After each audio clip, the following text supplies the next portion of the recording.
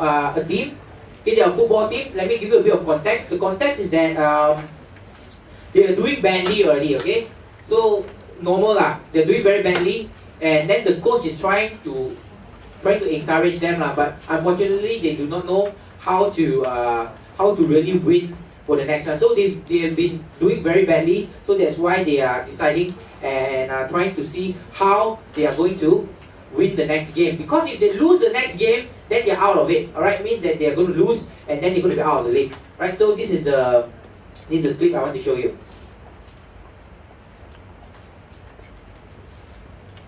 Okay. Hold on.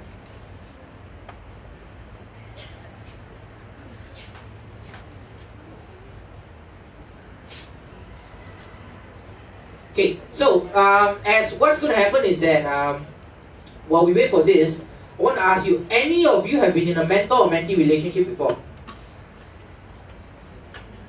Only one person, 2 persons, 3 persons, 4 persons. Okay, is this in study groups or in what context is your mentor-mentee relationship? 10 members. You were mentoring 10 members.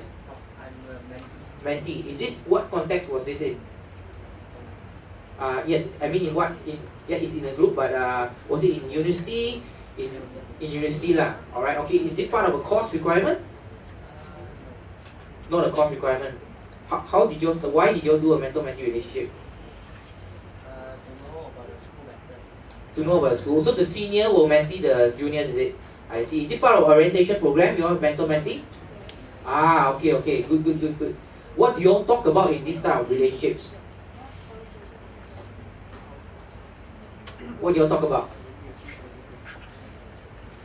What do you all talk about? Sorry? Okay, let's skip.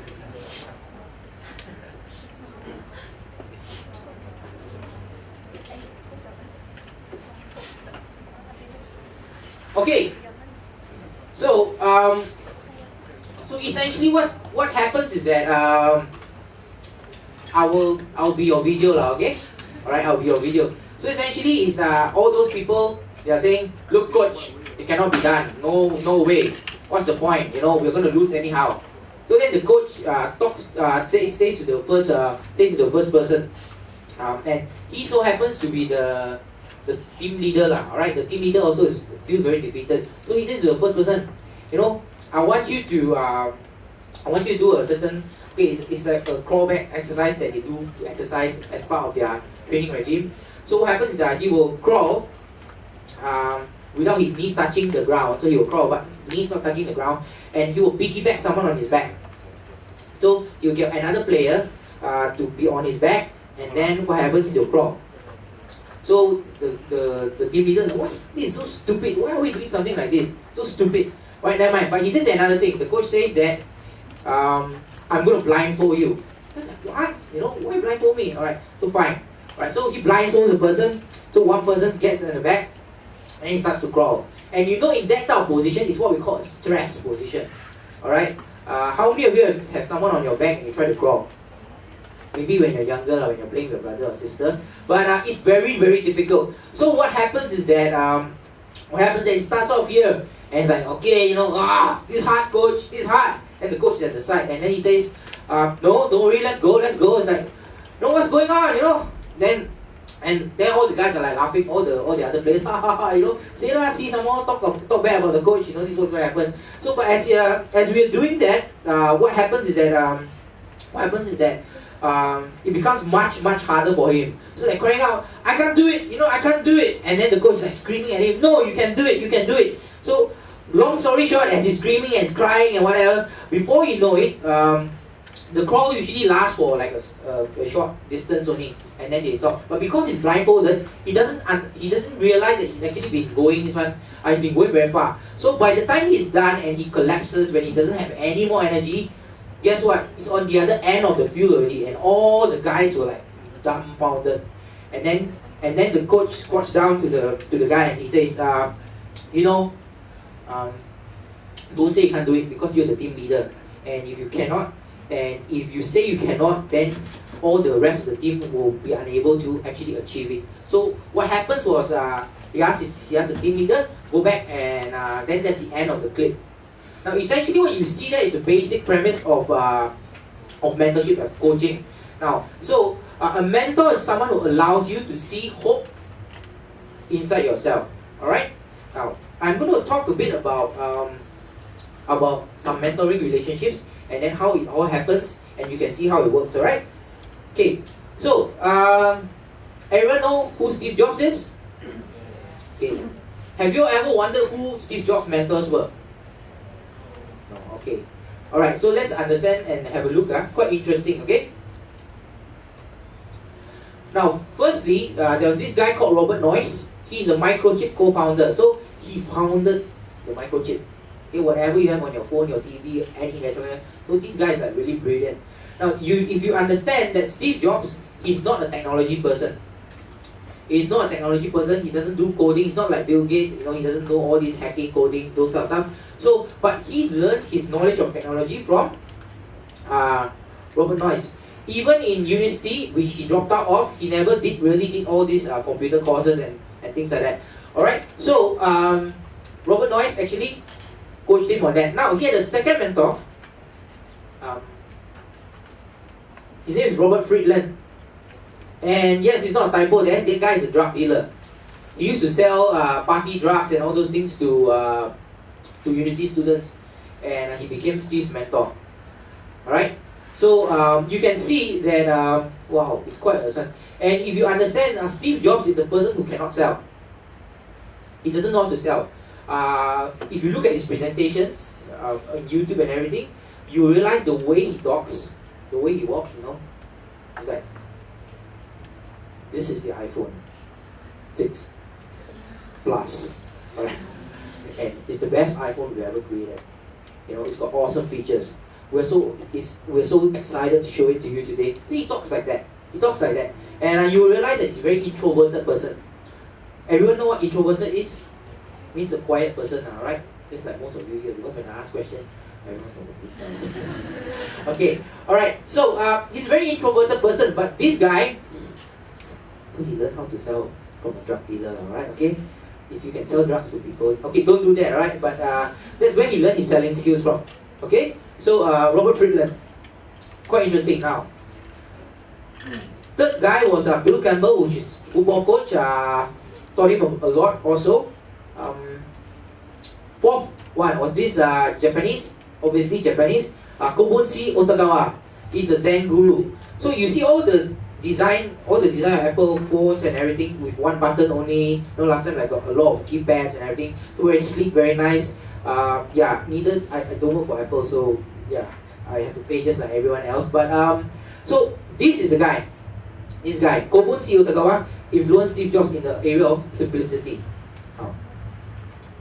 And lastly, Paul Reynolds Jobs. Now, Paul Reynolds Jobs, you can understand that Steve Jobs, he was actually given away at birth. All right, given away at birth. So this is his adopted father, Paul Reynolds Jobs, and the whole area of excellence, you know, really quality and things like that comes from this adopted father. His name is Paul Reynolds Jobs. So you can see that Robert Noyce taught technology, Robert Friedland selling, Bill Campbell, Kobunshi Otagawa simplicity. He taught Steve Jobs a lot about perseverance and things like that. All right, and Paul Reynolds Jobs taught him about excellence.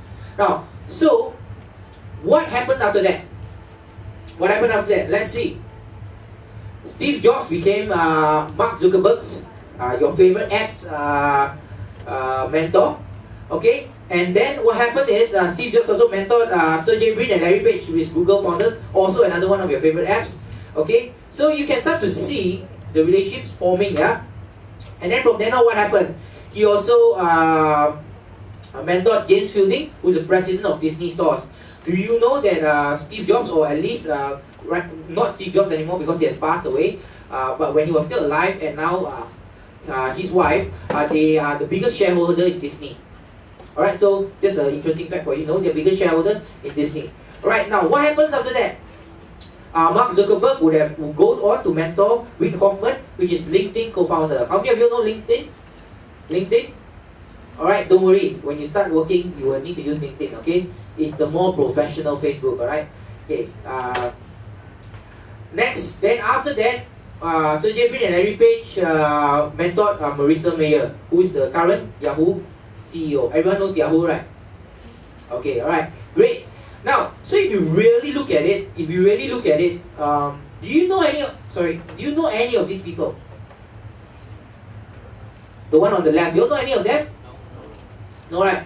But you can see as you go along, then the people become more and more famous. But really, where it begins, where do you begin? Over here, right?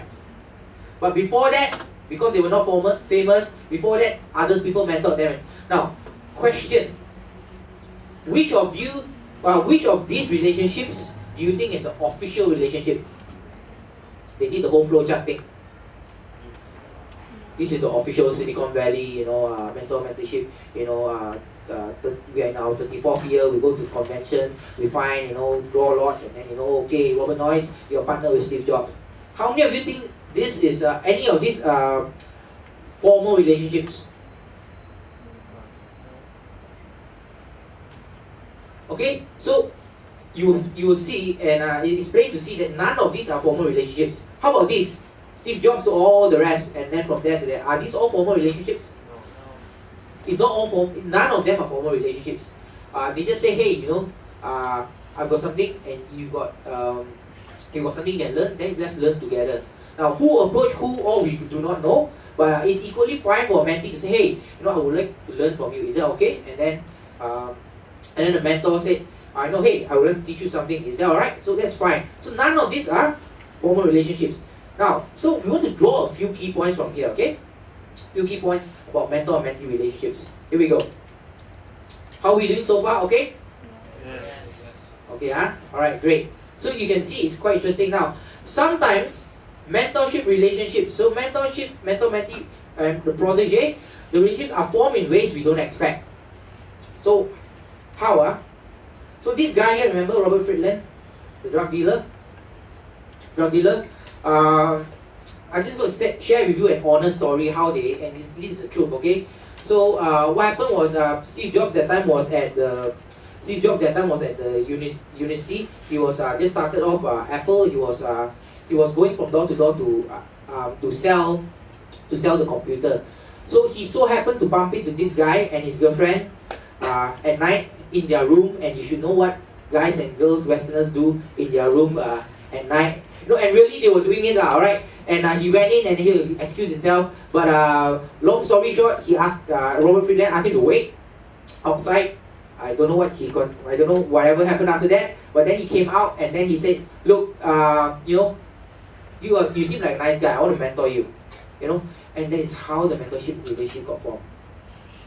When he was going around campus, and the mentor was doing something doing something, and then after that, relationship is formed. Now, for many of us, we think mentor-mentee relationships can only be formed in formal environments.